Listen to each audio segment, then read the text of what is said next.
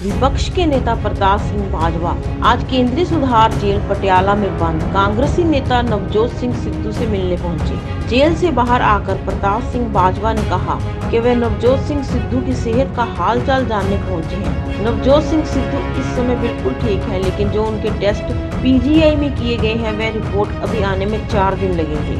बाजवा साहब, नवजोत सिंह सिद्धू से आज मुलाकात हुई, किस तरह से उनकी सेहत है, क्या उन्होंने बोला? देखो, ऐसा वो हमारी पार्टी के मेरे साथी हैं, हमारे सीनियर साथी हैं, हमारे अध्यक्ष रह चुके हैं और मेरे से उनका अपना पर्सनल संबंध भी है। तो मैं अपनी जिम्मेवारी समझता था कि पार्टी की तरफ से और अपनी तरफ से कोई मुश्किल घड़ी में साथी हो तो मुश्किल घड़ी में ज़रूर, पंजाब की परंपरा भी यही है कि मुश्किल घड़ी में खुशी के मौके पर तो शायद कहीं आप थोड़ी देर के लिए कोई कोताही भी हो जाए तो चल जाती है। ऐसी मुश्किल घड़ी में आपको जाना चाहिए और अपना फ़र्ज़ समझते हुए आज मैं जाकर आया हूँ और तबीयत उनकी बिल्कुल ठीक है। उन्होंने मुझे बताया इस बात का कि चंद दिन पहले वो 1-2 दिन पहले पीजीआई में अपने सारे कंप्लीट बॉडी टेस्ट करवा कर आए हैं और टेस्ट अभी 2-3-4 दिन लगेंगे टेस्ट की रिपोर्ट्स आने में, मगर वो कुशल लग रहे थे और पूरे, जैसे पंजाबी में कहते हैं कि खुश थे और चढ़ती कला में थे। सबसे बड़ी बात है कल हरसिमरत कौर बादल आईसीपी मजीठੀਆ ਸਾਹਿਬ ਨੂੰ ਮਿਲਣ थे, उन्होंने साफ किया कि अंदर ਜਿਹੜੇ ਕਾਂਗਰਸੀ ਨੇਤਾ ਬਾਦਾ ਨਾਮ ਦਾ ਲਿਖਤਾ ਨੂੰ ਜੋ ਸਿੰਘ ਵੀ ਉਹਨਾਂ ਨੂੰ ਸਪੈਸ਼ਲ ਟ੍ਰੀਟਮੈਂਟ ਦਿੱਤਾ ਜਾ ਰਿਹਾ। ਸਾਡੇ ਏਸੀ ਵਾਲੇ ਰੂਮ ਦਿੱਤੇ ਜਾ ਰਹੇ। ਬੇਟਾ ਮੇਰੀ ਸੁਣੋ, ਮੈਂ ਨਾ ਤੇ ਮੈਂ ਅੰਦਰ ਗਿਆ, ਮੈਂ ਤੇ ਜਿੱਥੇ ਮੁਲਾਕਾਤ ਕੀਤੀ ਡਿਊਟੀ 'ਚ ਕੀਤੀ, ਜਿੱਥੇ ਮੁਲਾਕਾਤਾਂ ਹੁੰਦੀਆਂ ਮੈਂ ਤੇ ਉੱਥੇ ਕੀਤੀਆਂ ਨੇ। ਕਿਸੇ ਹੋਰ ਲੀਡਰ ਦੀ ਸਟੇਟਮੈਂਟ ਨੂੰ ਮੈਂ ਕੰਟਰਡਿਕਟ ਕਰਾਂ ਜਾਂ ਉਸ ਤੇ ਮੋਹਰ ਲਾਵਾਂ ਜਾਂ ਮੈਂ ਤੇ ਆਇਆ ਸਰ ਨਵਜੋਤ ਸਿੰਘ ਸਿੱਧੂ ਨੂੰ ਗੱਲ ਬਸ। ਹੁਣ ਸਰਦਾਰਨੀ ਹਰਸਿਮਰਤ ਕੌਰ ਬਾਦਲ ਜੀ ਕੀ ਕਹਿੰਦੇ ਨੇ ਉਹ ਜਾਣਨਗੇ ਤੇ ਜੇਲ੍ਹ ਦਾ ਮਹਿਕਮਾ ਜਾਣਦਾ। ਸੋ ਨਾ ਮੈਂ ਸੁਪਰਡੈਂਟ ਜੇਲ੍ਹ ਹਾਂ, ਨਾ ਮੈਂ ਜੇਲ੍ਹਾਂ ਦਾ ਮੰਤਰੀ ਹਾਂ ਕਿ ਮੈਂ ਤਾਂ ਬਿਆਨ ਦੇਵਾਂ। ਇਹ ਕੰਮ ਇਹ ਜੇਲ੍ਹ ਮੰਤਰੀ ਦਾ, ਉਹਨਾਂ ਨੂੰ ਕੰਟਰਡਿਕਟ ਕਰਨਾ ਜਾਂ ਯੈਸ ਕਰਨਾ ਜਾਂ नो करने। तो मैं इस तो बाद इससे कोई गल नहीं करना चाहता। कल की बात की जाए, जो कल चंडीगढ़ में हुआ, सीएम से मुलाकात करने के लिए गए थे और देखो एक बात मैं क्लैरिटी से बताना चाहता हूँ, उस डेलीगेशन में leader of the opposition lead कर रहा था प्रताप सिंह बाजवा, और leader of the opposition constitution के हिसाब से शैडो चीफ मिनिस्टर माना जाता है।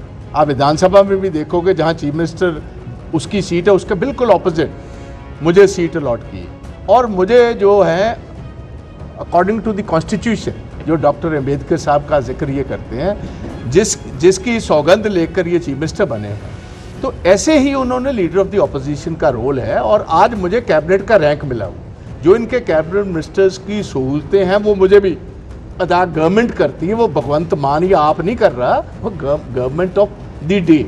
जब ये ऑपोजिशन में थे तो इनके हरपाल सिंह चीमा, ये इससे पहले सुखपाल सिंह खैरा या फूलका साहब, उनको भी ये सभी मुहैया की गई। तो उसके हिसाब से अगर सीनियर मोस्ट लीडरशिप आपके पास, मेरे साथ मेरे पार्टी के अध्यक्ष राजा वड़िंग जी, मेरे साथ सिटिंग 15 MLA, मेरे डेलीगेशन में 2 फॉर्मर डिप्टी चीफ मिनिस्टर्स थे, मेरे डेलीगेशन में पुराने विधानसभा के 5 साल रहे हुए स्पीकर थे और 15-20 लोग और जो हमारी पार्टी के सीनियर मोस्ट हायरार्की है कांग्रेस की, वो लोग। टाइम, आप पहली बात है कि टाइम दिया कि नहीं, आप मुझे बताएं अगर टाइम ना दियो। आज मुझे जेल सुपरटेंडेंट ने टाइम दिया तो मैं बोला, फिर पौना घंटा हमें कॉन्फ्रेंस रूम में बिठाया गया चीफ मिनिस्टर। और ये मैं मुद्दा क्लियर कर दूँ, हमने ना तो कोई रिप्रेजेंटेशन दी ना हमारे से मुलाकात की, क्योंकि पौने घंटे के बाद फिर हमें मैसेज आया कि कल 1 बजे मिलेंगे। और ये जो इल्ज़ाम है कि ये कुछ उन लीडरों की मदद करने के लिए हमारे पास आए थे जिन पर कोई अभी केस दर्ज हुआ है, मैं ये बिल्कुल क्लियरली आपको बताना चाहता हूँ। कोई भी पॉलिटिकल लीडर, वो हमारा हो या किसी और जमात का, वो अकॉर्डिंग टू लॉ चलेगा। जो देश का कानून है उसके हिसाब से चलेगा। हम कहीं भी इंटरफेयर नहीं कर रहे। हम गए थे क्योंकि मूसेवाला साहब के गांव जब राहुल गांधी जी गए हुए थे और मैं साथ था और राजा वड़िंग जी साथ थे, उन्होंने भी यही डिमांड की थी कि जी मैं होम मिनिस्टर को भी मिला, मैंने चीफ मिनिस्टर से भी ये मांग की है। पहली हमारी मांग थी कि इंडिपेंडेंट हाई कोर्ट के एक जज इसकी इंक्वायरी करे और चीफ मिनिस्टर ने लिखा, मगर हाई कोर्ट ने जब रिजेक्ट कर दिया, हमारा मसला वहीं का वहीं खड़ा हो गया।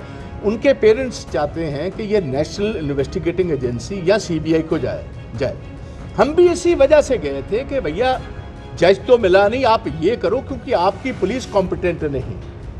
इसमें इसकी 2-3 टेक्निकल कारण। एक तो जो उनको मारने वाले लोगों का नाम आया है वो पंजाब से बाहर के भी हैं, कुछ पंजाब के, कुछ पंजाब के बाहर हैं, कुछ बाहर की जेलों में हैं और कुछ विदेशों में बैठे हुए हैं। अगर इन सभी को पंजाब में या इनको इंटेरोगेट करना है या इनसे असलियत जाननी है तो कोई सेंट्रल एजेंसी ही ये काम कर सकती है। और मैं आपको ये राय भी देना चाहता हूँ कि सीबीआई, ये जो इंटरपोल है, इंटरनेशनल पुलिस है, वो हर देश में उन्होंने एक एजेंसी रखी हुई है। अगर बाहर से आपने किसी को एक्स्ट्राडाइट कराना है तो हिंदुस्तान में सीबीआई की मदद के बिना नहीं हो सकता। तो ये बिल्कुल बेबुनियाद बात थी, झूठी बात थी और हमने फैसला किया आज के बाद कम से कम प्रताप सिंह बाजवा, कोई भी जहां भी भगवंत सिंह मान का कोई ऑफिशियल हमें सद्दा भी आएगा हम बिल्कुल ठुकराएंगे। ये पंजाब की परंपराओं के खिलाफ इसने किया, अपने विरोधियों को नीचा दिखाने के लिए किया। और मैं समझता हूँ इसमें पहला फैसला जो हमें अंदर बुलाने का था वो भगवंत मान का था और अगले दिन मिलने का वो इसकी आका का था। इसने, मुझे ऐसे लग रहा कि अंदर से पूछा कि जी वो आ गए क्या करूं, तो उसने कहा इनको जलील करो। मैं यही समझता हूं, इतना दिमाग तो हमारा भी काम करता है, लंबा तजर्बा है हमारा 40 साल का सियासत में, कि ये काम इसके आका ने किया कि कल का टाइम दो, हम कोई इसके चौकीदार नहीं। और मैं कंडेम करता हूं और मैं समझता हूं कि ये देखिए कहां तक स्तर गिर गया है चीफ मिनिस्ट्री का। कहां किसी टाइम लेजेंडरी चीफ मिनिस्टर साहब प्रताप सिंह कह रहे थे, कहां भगवंत सिंह मान आ गया। ये आप लेवल देखिए कहां से कहां गिर रहे हैं। तो इतने में बस और ना कोई गल नहीं।